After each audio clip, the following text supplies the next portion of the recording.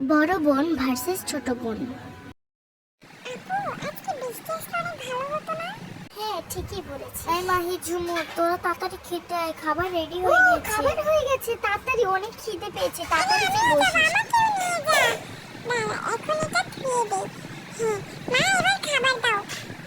আজকে পেটে খুবই ক্ষুধা লেগেছে মা, তাড়াতাড়ি খাবার দাও।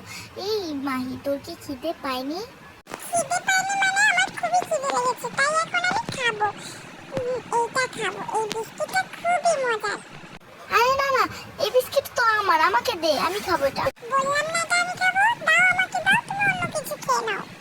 মাহি, বললাম না এটা আমি খাবো, দে আমাকে দে, বেয়াদবি করবি না।